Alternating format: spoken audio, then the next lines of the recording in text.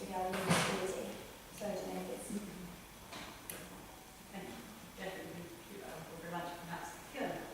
Thanks very much. Thank you for all these interesting, excellent presentations. And I know I've had a chance to speak before, but I wanted, since I'm a lawyer, lawyers always want to pretend they've got low self-esteem, with law, and we don't, everyone looks confused.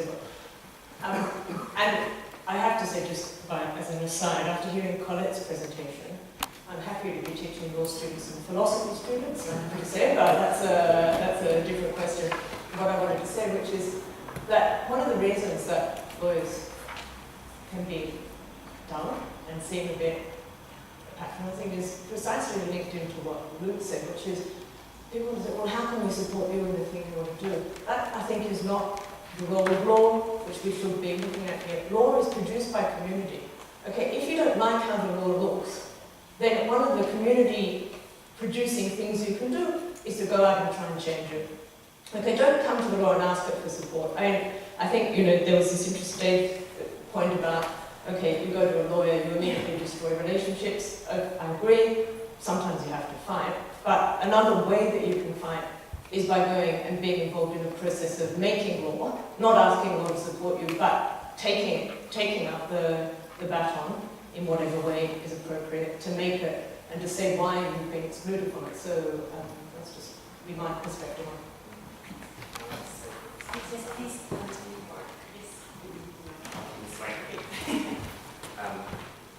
I just wanted to kind of respond to that and say I completely agree with you, and I think for me today choosing to not do what I thought I should do, to be the change I wanted to see in the world, and as a newly transplanted Scottish citizen, look at the effect of the referendum in terms of changing politics and changing the way that people think across the world. When we're in Brazil, people there were so influenced by the cumulative mass of the Scottish community coming around the idea of independence. I'm not saying one way or the other, but these things are possible if we come together as communities to effect change.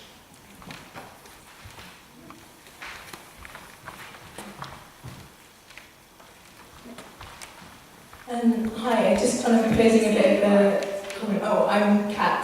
I'm posing a bit of a comment or a question linking into what was just said, and also linking into David and Sean a little bit as well, in terms of the laws and support versus suppression. In my own experience, dealing with, in some people's experience, very minor kind of discrimination in the workplace. And I should say that was completely not in dance in any way. But it is an incredibly isolating experience, and I didn't take the formal support that I maybe should have done and could have done because I was concerned about the impact on relationship. And I completely heard your warning about if you do take those steps towards more formal support, and specifically within the legal frameworks, you take a big chance with relationships.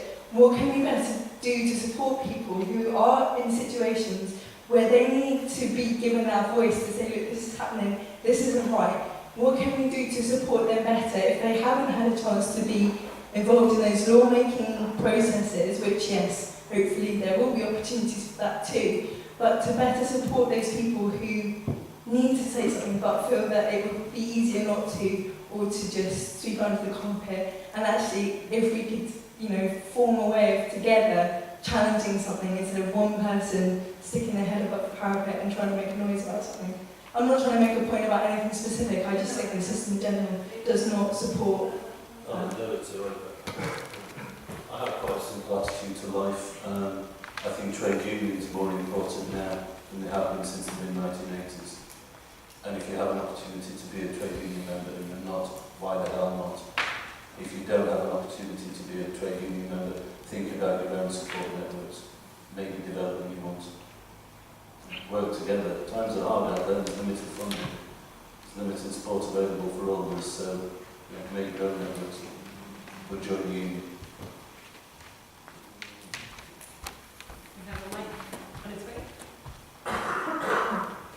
Thank you very much for all of those really, really interesting talks, and I particularly enjoyed. Sorry, that was key. Coming here in a number of roles. We're going to speak now as an educator involved in a slightly tangential way in higher level and drama training. total level. And I loved Luke's poetic and individual response, and I'm going to be much more prosaic now, talking about support. I just want to say something about the government's. People have mentioned what's happened to equality legislation under the name of streamlining and avoiding bureaucracy. And to some extent, we're, as disabled people, we're hoisted on our own petard of the social model and inclusive practice because we believe in inclusive practice, which removes support or facilitation by developing ways of teaching, even at the highest level. I'm talking about the university sector here, you know, which includes everybody and takes on, many people have mentioned this, Steve mentioned this, you know, that all sorts of people enjoy different and more diverse ways of learning. Nevertheless, we do have some students, and thinking particularly of students with hearing impairments, students with specific learning difficulties, autistic students, the sort of students we do have at that level, who do need that support, and I think most people are aware, but I just want to mention what the government is doing to disabled students allowance now. So what they're saying is that we all ought to be developing inclusive practice, and that's absolutely fine. We should all be developing inclusive practice, and many of our organisations and my work in a training capacity trying to do that.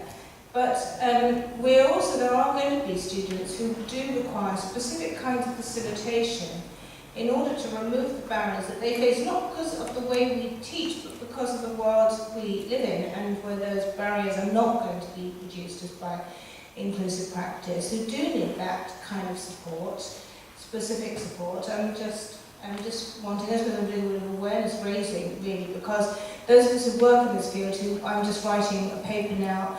We talked to a whole lot of students that receive support, graduates have gone out in the world, and what that's made them do is become experts in their own impairments, as I describe it, to go out into the world of acting and dance and circus arts and stage management, which is our training, and be able to say in the world what they want. But they have done that through the support and facilitation that they've received. So we're in a very worrying situation.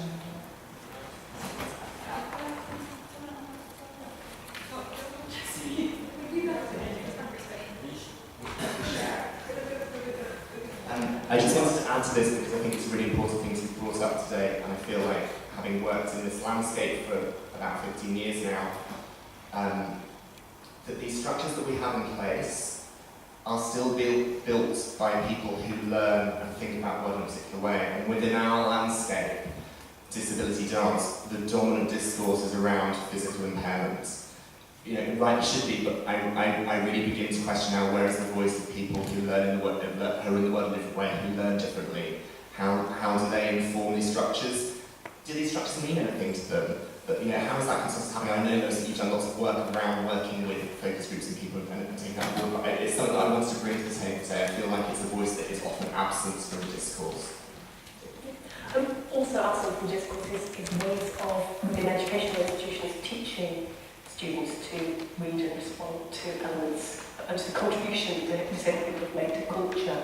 And that seems to me to be a very important kind of counterbalance to questions about access and facilitation. That actually there's a way of learning to respond and read and value within that sort of context that's hugely important, and it's still a very marginal process. There are not very many sort of mainstream performing arts courses, for example, that actually foreground issues of disability culture. There are some, and there are more than there used to be. But we need those as well, you know, to get people who will go out and work in all sorts of different contexts, in education, etc., able to respond with vocabularies with which to respond to the artworks that are made by disabled performers and artists generally. Probably have one more question, please. All time for that. So thank you all, and thank you to my panel. I think that's been really fascinating, and I think perhaps some things we can get out of that. I think, you know, there are some legal frameworks, and there have probably been some improvements in communities, peoples, and we're danger in isolating people or groups. on a journey, but then the money disappears, so things become more difficult. But I think there's also a very common theme of what do we mean by support? Should we really not entirely be throwing it all away and starting again, because there's a tremendous amount of good work being going on, but not be scared, being ambitious, as Philip was saying. But what do we really want to do? And then move towards supporting that, creating that, as Fiona was saying, but then also providing support to use to its best effect the existing frameworks which we have. And on that note, do we all just run downstairs or take the lift downstairs as quick as we can? Wonderful. Thank you everyone. See you later.